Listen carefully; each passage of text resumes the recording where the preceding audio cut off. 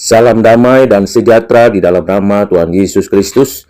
Saya melanjutkan kembali pembahasan dari buku Institute of Christian Religion karya Johannes Calvin. Dari buku yang ketiga, bab yang kedua, yang berjudul Faith, Its Definition, Nature and Certainty. Hakikat iman yang benar dan kepastian keselamatan. Bab yang kedua ini diawali dengan penegasan bahwa iman sejati tidak boleh dipahami secara dangkal sebagai sekedar persetujuan intelektual terhadap ajaran Kristen. Calvin mengajarkan kepada kita bahwa iman adalah pengetahuan yang kokoh dan pasti tentang kemurahan Allah kepada kita, yang didasarkan pada kebenaran janji Injil di dalam Kristus. Pengetahuan ini bukan hasil spekulasi rasional, melainkan kepastian yang ditanamkan oleh Roh Kudus di dalam hati. Calvin juga menekankan bahwa objek iman bukanlah iman itu sendiri, melainkan Kristus dan janji-janji Allah di dalam Dia. Iman memandang keluar dari diri manusia kepada Allah yang setia. Dengan demikian, iman tidak berakar pada pengalaman subjektif atau kekuatan moral manusia, tetapi pada karakter Allah yang tidak berubah dan firman-Nya yang dapat dipercaya. Saudara yang kekasih di dalam Kristus, Calvin membedakan dengan jelas antara iman sejati dan iman sementara. Iman sejati berakar dalam hati yang diperbaharui oleh Roh Kudus dan bertahan dalam berbagai pencobaan.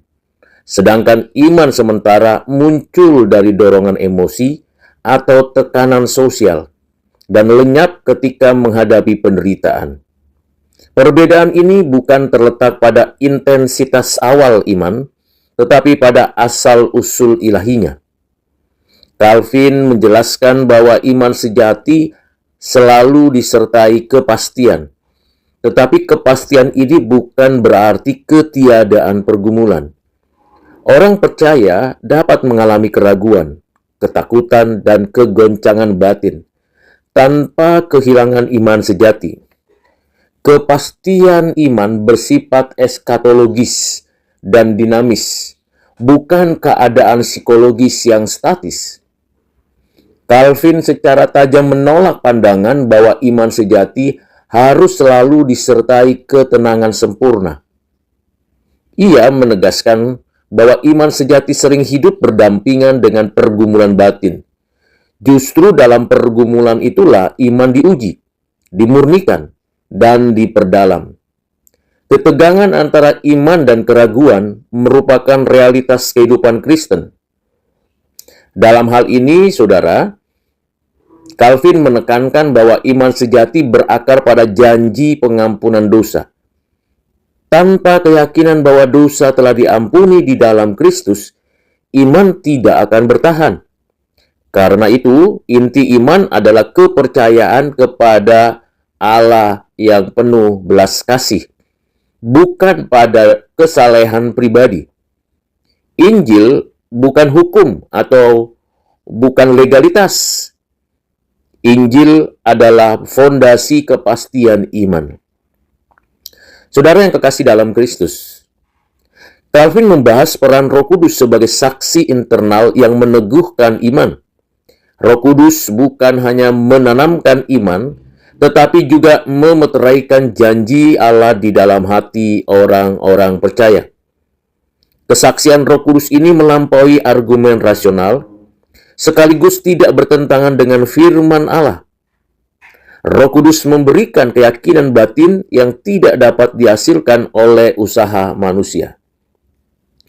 Saudara yang kekasih di dalam Kristus, Calvin menolak gagasan bahwa kepastian iman bersifat arogan atau tidak rendah hati. Sebaliknya, kepastian iman justru lahir dari kerendahan hati, karena iman sepenuhnya bersandar pada anugerah Allah. Keraguan yang terus-menerus bukan tanda kerendahan hati, tetapi tanda ketidakpercayaan terhadap janji Allah. Calvin juga mengkritik dengan tegas sistem teologi yang menahan orang percaya dalam ketidakpastian keselamatan. Menurutnya, ketidakpastian merusak sukacita Injil dan melemahkan ketaatan. Allah tidak memanggil umatnya hidup dalam ketakutan, melainkan dalam keyakinan akan kasih-Nya di dalam Kristus. Calvin mengajarkan bahwa iman sejati selalu menghasilkan pertobatan dan ketaatan, tetapi buah ini tidak menjadi dasar kepastian iman. Kepastian iman tidak diukur dari keberhasilan moral, melainkan dari kesetiaan Allah. Namun demikian, saudara, buah iman menjadi konfirmasi bahwa iman itu hidup dan bekerja. Calvin menegaskan bahwa iman bersifat progresif. Iman dapat bertumbuh, diperkuat, atau melemah, tetapi tidak pernah sepenuhnya lenyap dalam diri orang yang benar-benar dipilih Allah. Pemeliharaan ilahi menjamin bahwa iman sejati akan bertahan sampai akhir. Calvin juga menyoroti pentingnya firman Allah dan sakramen sebagai sarana penguatan iman. Allah menggunakan sarana-sarana lahiriah ini untuk meneguhkan iman yang telah ditanamkan Roh Kudus. Dengan demikian, iman tidak berkembang dalam isolasi, tetapi dalam kehidupan gerejawi yang teratur.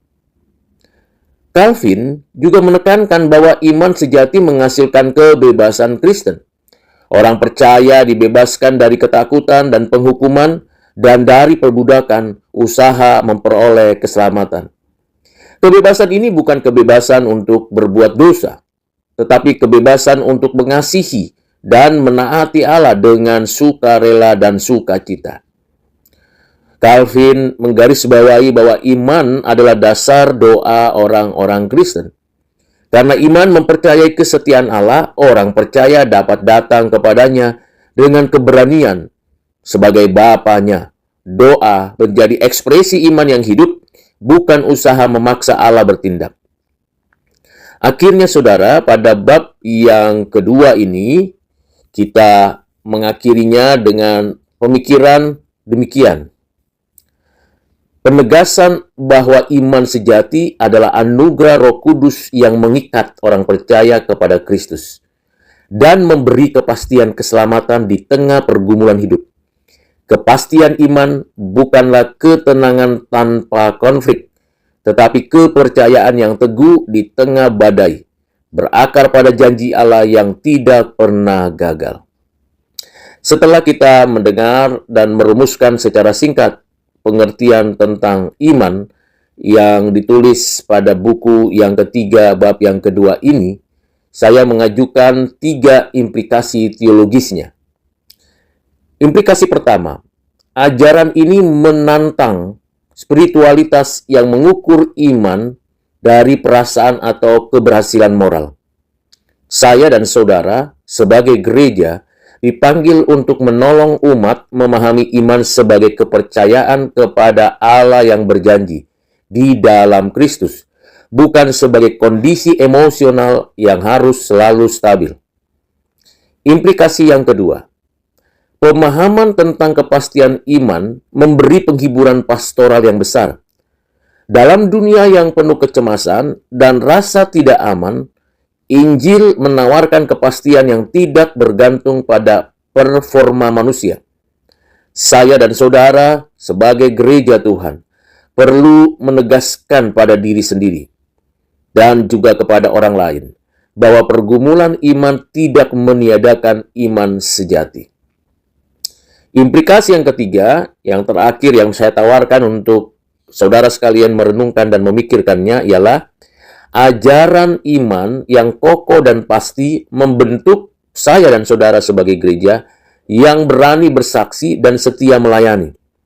Orang percaya, saya dan saudara yang hidup dari kepastian anugerah Allah akan melayani bukan karena ketakutan, tetapi karena kasih. Dalam konteks saat ini, yang syarat relatif dan skeptis, iman yang berakar pada janji Allah menjadi kesaksian yang kuat dan relevan.